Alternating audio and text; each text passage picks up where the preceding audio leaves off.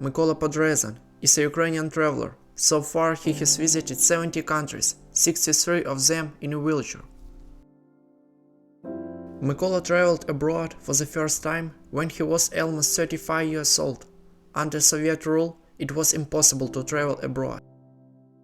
Mykola's love of traveling was given to him by his father, who died at the age of 101. He spoke 6 languages until his last days, although he was an engineer, not a philologist.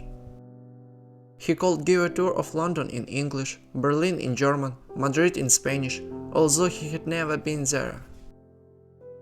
In 1991, Mykola had an accident and sustained a spinal injury, after which he began to use a wheelchair.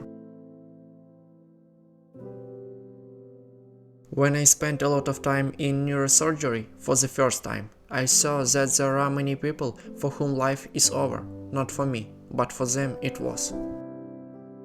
After a while, Mykola adapted to the wheelchair.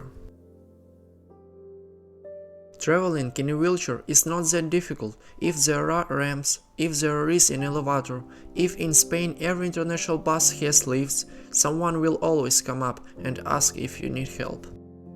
But there are some difficulties. There are practically no wheelchair toilets on airlines. And how do you think, when I get on a plane to America for a 9-hour flight, what's the only thought in my head? That's right, to avoid stomach upset. And just imagine, Paris, Rio de Janeiro 9.5 hours, New York 9 hours, Tokyo, Los Angeles 11.5 hours, Sydney, China 9.5 hours. My longest flight was 13 hours, China and New Zealand without landing. So whenever possible, we take a night ticket for such flights. So I get on the plane, take half a relaxing pill, and I can sleep for 6 to 7 hours. That way the flight time passes faster. Once we were flying from Amsterdam to Cape Town, a 9.5-hour flight on a daylight flight. Passengers were fed every 2 hours, and those who wanted free alcohol were given Hennessy and expensive South African liquors. And on the loudspeaker, the announcements themselves: we are now flying over the equator, we are having a banquet, Victoria Falls is below us, we are having a banquet. I just watched 9.5 hours of banquets. Mykola says that it's easiest to use a wheelchair in countries where human rights are the basis of the country's existence, both for the authorities and the people.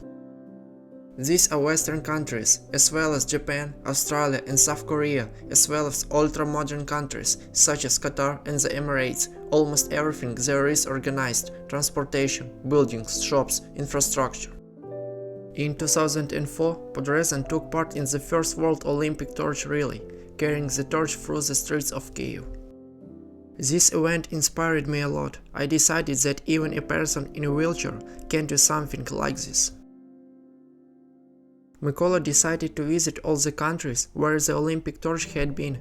This is how his project, Planet Earth, the view from a wheelchair. I traveled with the Olympic torch, the Ukrainian flag, a small globe, and my wife Natalia. Mykola is also the founder of the Miss Ukraine in a Wheelchair and Night in a Wheelchair contests. First, we want to show disabled people that life goes on, and secondly, we need to explain to healthy people that we are just like them. First Miss Ukraine in a Wheelchair by Ruslana Farina. Mykola Podrezan was included in the Book of Records, awarded the Order of Saint Stanislav, Order of Merit 2 and 3 degrees, and has received many public awards. In June, Mykola Vladimirovich turned 70 years old. He still travels and devotes a lot of time to charity. I have selected his best quotes for you. A spinal injury took away my ability to walk, but I drive faster than you can walk. Society makes me disabled. People can be divided into 2 groups, those who stay at home and those who travel.